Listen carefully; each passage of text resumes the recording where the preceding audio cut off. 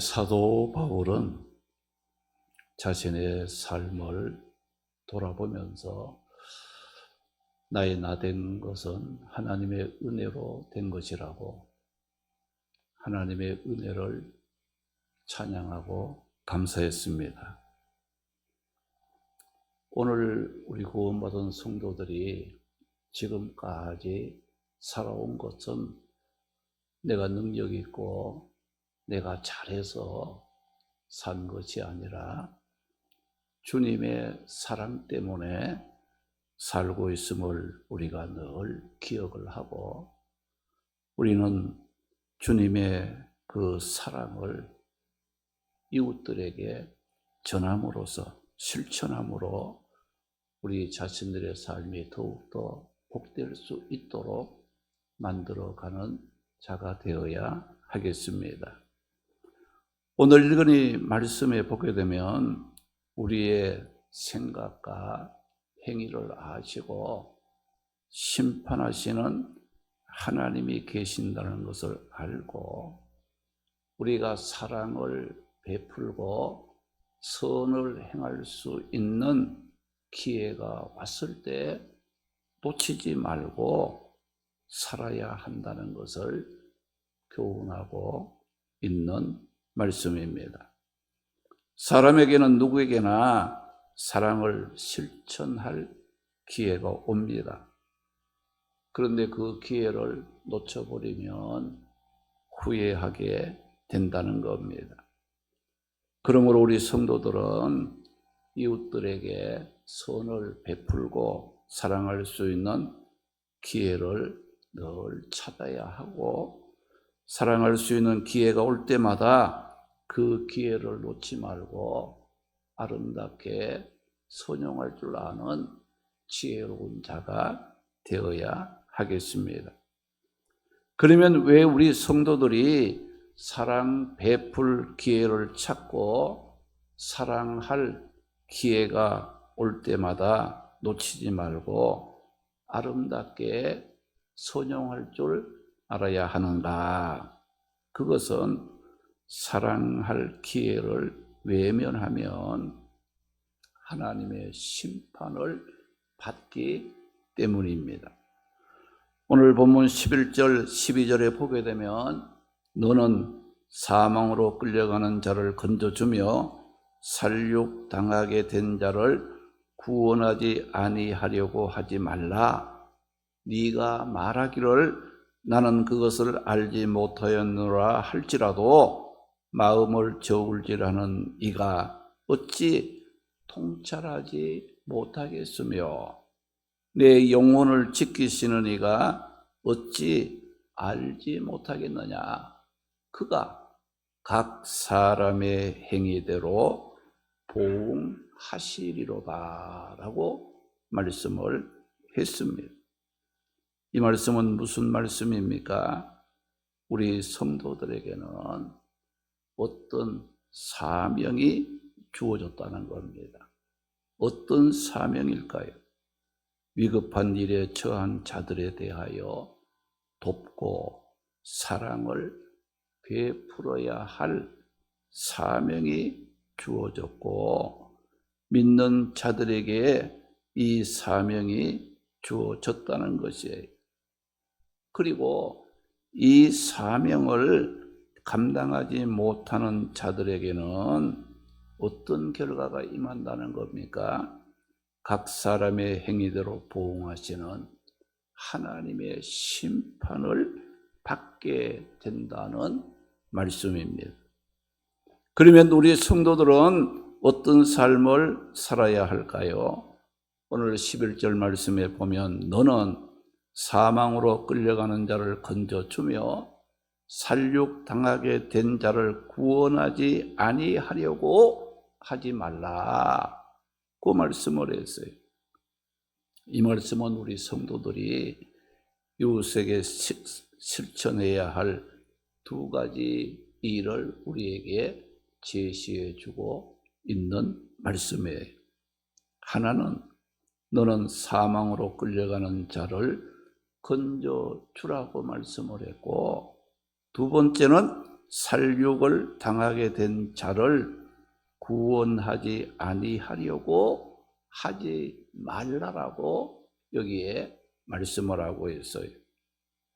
그래서 우리 성도들은 우리가 불의한 자들에 의해서 억울함을 당하는 자들이 있거나 또 영적으로 육적으로 사망의 길로 끌려가고 있는 자들이 있을 때 본체만체하지 말고 건져주는 일을 해야 한다는 것을 말씀하고 있습니다. 그리고 우리 성도들은 사회적으로 약해 압제를 당함으로 도움이 필요한 자가 있으면 도와주고 사랑을 베푸는 일을 해야 한다는 것을 말씀하고 있습니다. 우리 성도들은 자신의 생활을 지혜롭게 돌볼 줄 알아야 합니다. 그리고 나아가서 사회적으로 억울한 자나 연약한 자들에 대한 구제나 도움의 의무를 성실하게 실천하는 것이 하나님의 앞에 지혜로운 삶이 된다는 겁니다. 우리 초원교회도 매년 이 성탄절과 연말에 불우이웃을 돕고 사랑하는 일에 우리가 10한 6, 7년 때로는 김치로 때로는 쌀 때로는 현금을 통해서 이제 돕고 사랑하는 일에 힘써 왔습니다. 2024년 지난 연말에도 김치로 30가정 이상을 돕는 일을 했습니다.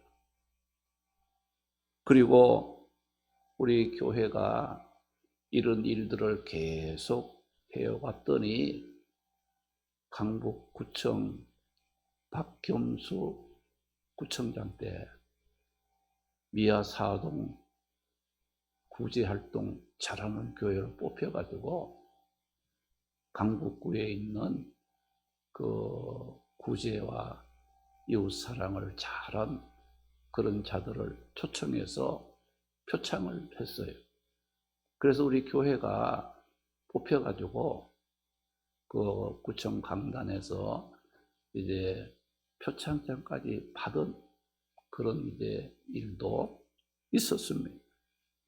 우리 초원교회가 미아 사동에 세워졌다면 이 지역에 꼭 필요한 교회가 되어야 합니다.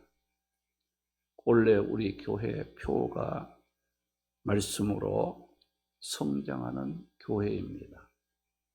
우리 교회 내적으로 말씀으로 우리 각자 믿음과 또 모든 영적인 그런 면이 성장함이 외적으로는 주님의 사랑으로 이 지역을 돕고 사랑할 기회를 찾고 하나님의 말씀에 순종하여 이웃을 사랑할 수 있는 열매로 맺어지는 그런 그 삶으로 이어져야 한다는 겁니다.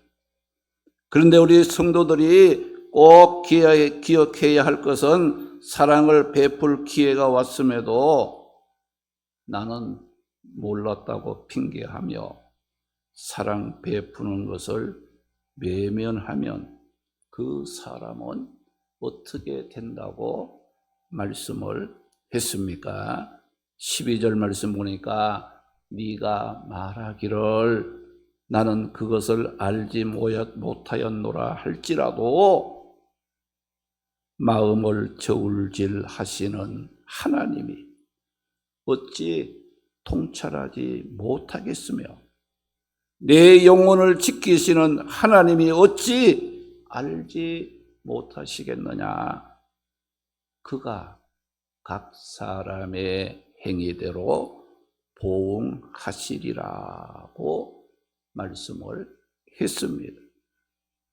이 말씀은 우리가 사랑을 베풀 기회가 왔음에도 나는 그것을 알지 못했다고 변명하고 핑계를 대면 괜찮을 것이라고 착각하지 말라는 거예요.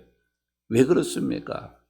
오늘 말씀에 보니까 나는 그것을 알지 못한다고 핑계를 대고 변명을 할지라도 우리 마음을 저울질하고 영혼을 지키시는 하나님께서 다 아시고 그 사람의 행위대로 보응하신다고 말씀을 하셨기 때문에 우리는 변명하고 핑계할 수가 없다는 거예요. 사람들 앞에서는 우리의 핑계와 변명이 통할 수도 있지만은 하나님 앞에서는 통할 수가 없다는 겁니다. 우리 하나님은 어떤 분이십니까? 예레미야 17장 10절에 보니까 나 여호와는 심장을 살피며 폐부를 시험하고 각각 그 행위와 그의 행실대로 보응하시는 분이시라고 말씀을 했습니다.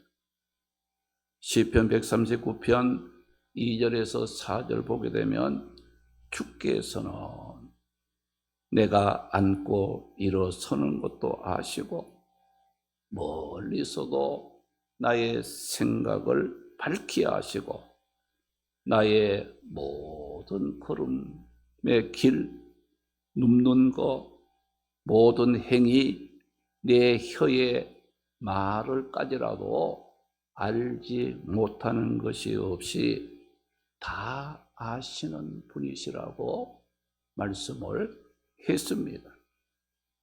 사실 우리 자신들이 내가 내 자신을 아는 것보다가 하나님이 나를 더 잘 아신다는 거예요. 하나님은 머리털까지 다 세심받는다고 했어요. 여러분 머리털이 몇 개인지 여러분 머리카락 세봤어요? 모르잖아요. 하나님은 그것까지도 우리가 알지 못하는 것까지라도 하나님은 다 아신다고 말씀을 하셨습니다.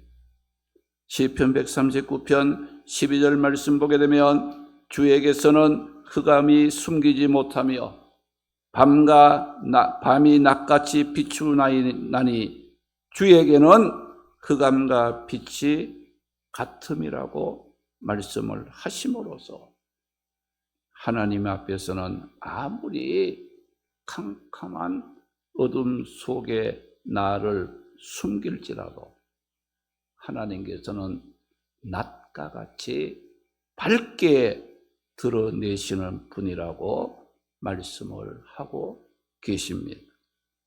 그러므로 우리 성도들은 나는 이웃에게 사랑 베풀 기회를 알지 못했다고 변명하려 하지 말고 우리 마음을 저울질하시고 내 영혼을 지키시는 각 사람의 행위대로 보응하시는 하나님을 기억하고 사랑을 베풀고 섬기는 일에 더욱 힘쓰는 삶을 살아야 합니다.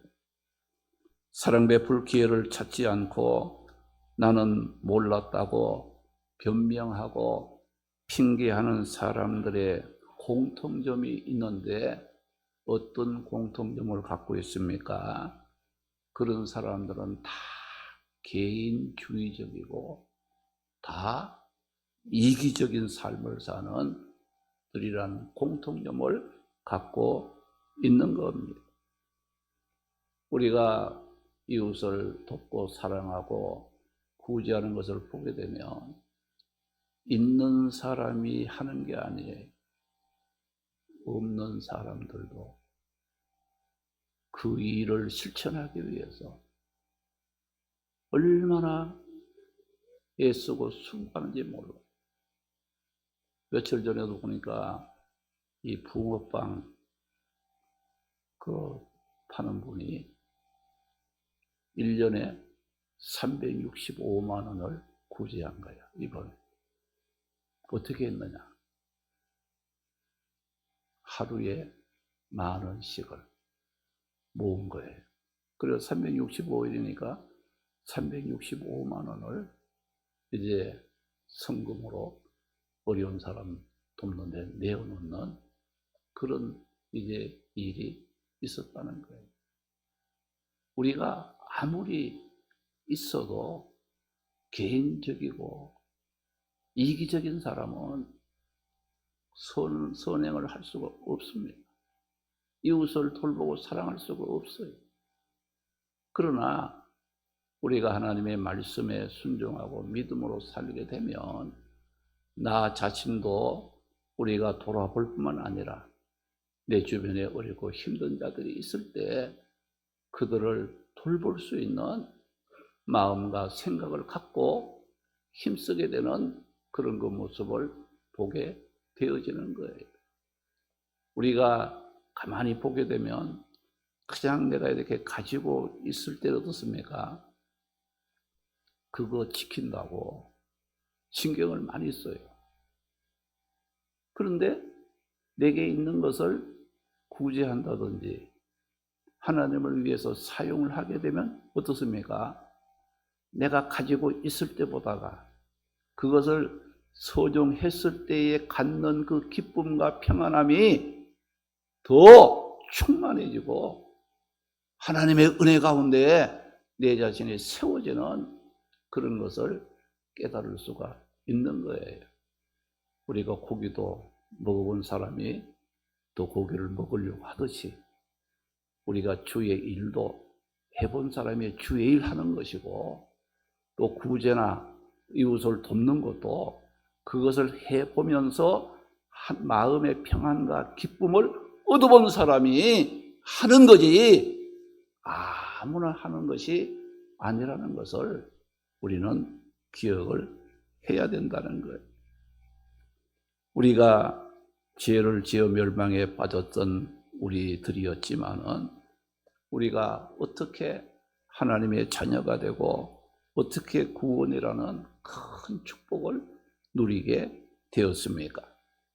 마태복음 20장 28절에 보게 되면 인자가 온 것은 섬김을 받으려 함이 아니라 도리어 섬기려 하고 자기 목숨을 많은 사람의 대속물로 주려 함이라고 말씀을 했습니다. 오늘 우리가 멸망의 자리에 빠진 우리였지만은 구원의 기쁨을 누리게 된 것은 예수님이 우리를 섬겨주시고 예수님의 그 사랑 때문에 우리가 하나님의 자녀가 되고 구원의 큰 은혜를 받게 된 것이에요. 영광 찬송 무궁토록 받으셔야 했던 하나님이셨던 예수님이 사람의 몸을 입고 이 땅에 오셔서 우리를 사랑해 주시고 섬겨 주신 거예요. 우리가 받아야 할 온갖 모욕과 비박과 조롱을 다 받아주심으로 우리를 섬겨주셨고 사랑해 주셨어요. 우리의 속죄를 위해 흉악한 죄인들이 져야 할 십자가에 친히 달려 피 흘려 고난 가운데 죽어주시는 그 사랑과 섬겨주심 때문에 우리는 구원의 기쁨을 얻고 하나님의 자녀가 되고 영원한 생명을 누리는 복된 자리에 서게 된 것입니다. 그런데 주님께서는 이렇게 우리를 사랑하고 섬겨주신 것으로 끝난 것이 아니고 주님으로부터 사랑과 섬김을 받은 우리 성도들에게 예수님이 부탁하신 것이 어떤 부탁입니까? 요한복음 13장 34절에 보게 되면 새 계명을 너희에게 주노니 서로 사랑하라. 어떻게 사랑하라 했어요? 내가 너희를 사랑한 것 같이 너희도 서로 사랑하라고. 주님께서 주님의 사랑과 섬김을 통해 구원받은 오늘 우리 성도들에게 간곡하게 부탁한 말씀, 내가 너희를 사랑한 것 같이 너희도 서로 사랑하라는 것이었습니다. 그러므로 우리 성도들은 나를 사랑하고 섬겨주신 그 주님의 모습을 기억하고 사랑할 기회를 찾아야 합니다. 그 사랑할 기회가 왔을 때는 외면하지 말고 그 사랑을 실천할 수 있는 용기와 믿음을 가져야 합니다. 로마서 12장 15절에서 17절 말씀 보게 되면 즐거워하는 자들과 함께 즐거워하고 우는 자들과 함께 울라. 서로 마음을 같이하며 높은 데 마음을 두지 말고 아무에게도 악으로 악을 갚지 말고 모든 사람 앞에서 선한 일을 도모하라고 말씀을 했습니다.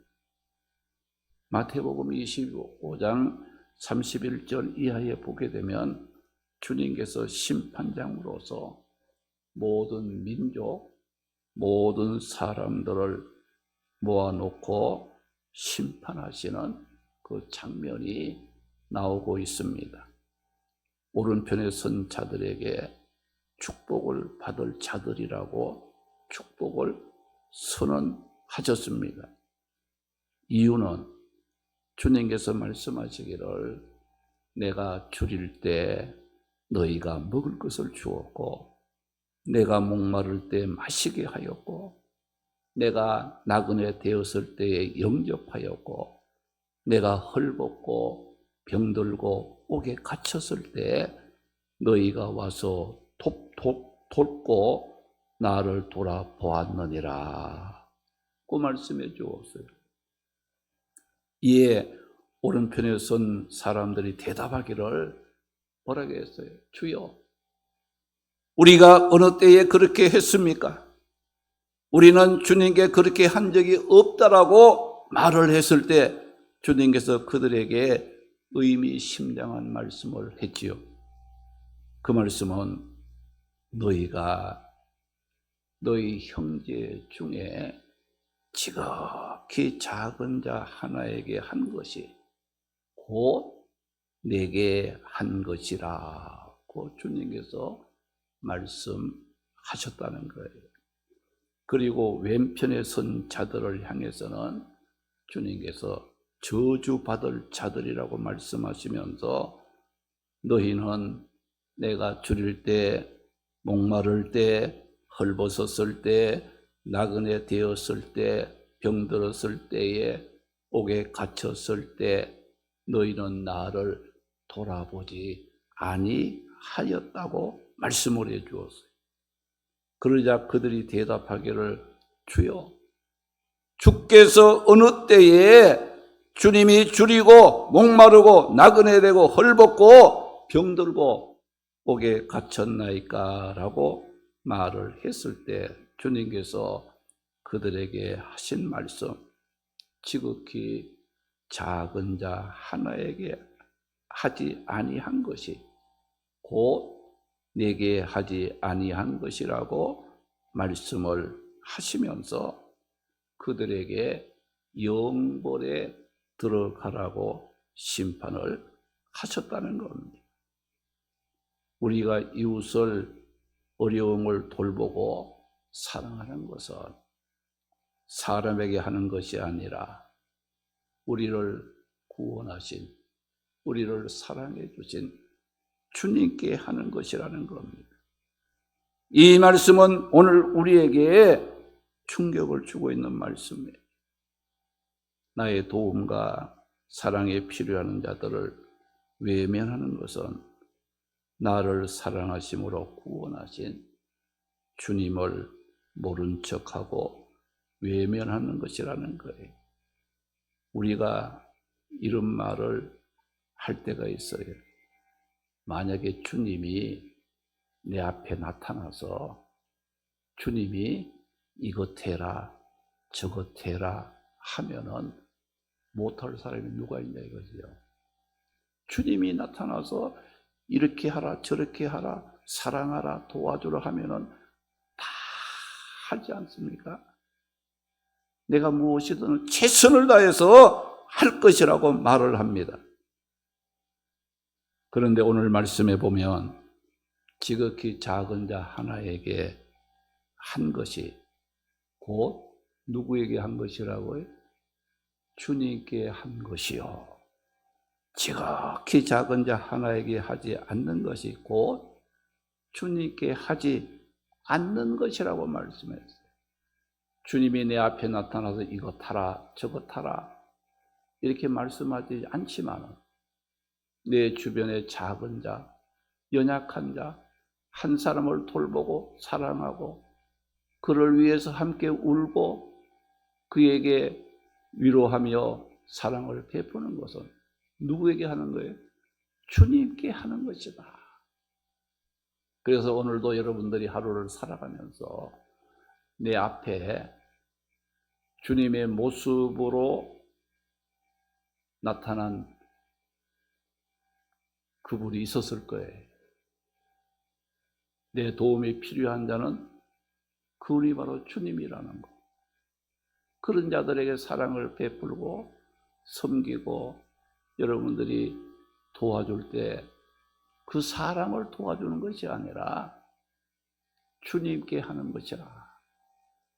주님이 그에게 아시고 축복하시고 상급에 베풀어 주신다는 것을 그것을 잊지 않고 기억하시겠다는 주님의 말씀을 우리는 잊지 말아야 합니다.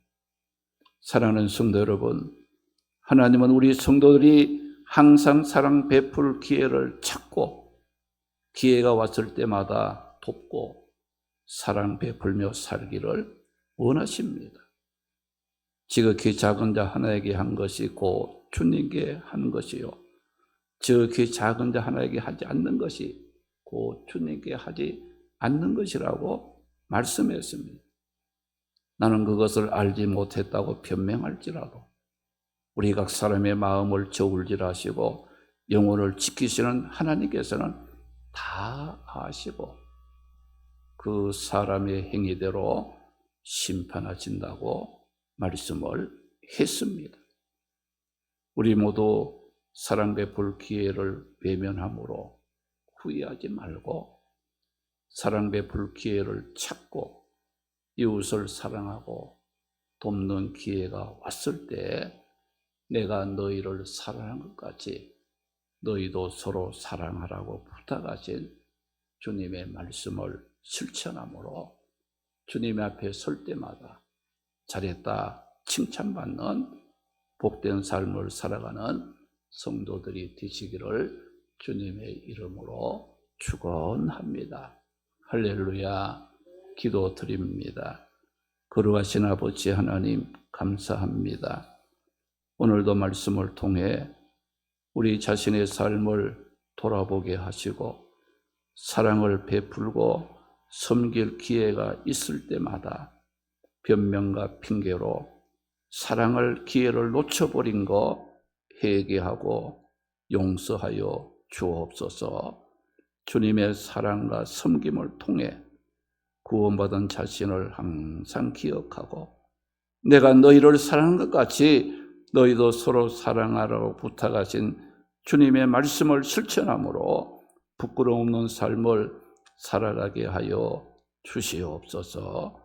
즐거운 자들과 함께 기쁨을 나누고 우는 자들과 함께 울어줄 수 있는 삶이 되게 하옵소서. 지극히 작은 형제에게 하는 것이 곧 주님께 하는 것이라는 말씀을 잊지 않고 살아가게 하옵소서. 오늘도 우리 마음을 저울질하시고 우리의 영혼을 지킴으로 각 사람의 행위대로 심판하실 그 하나님을 경외함으로 복되게 살아가는 우리 모든 성도들이 되게 하옵소서. 예수님의 이름으로 기도드리옵나이다. 아멘.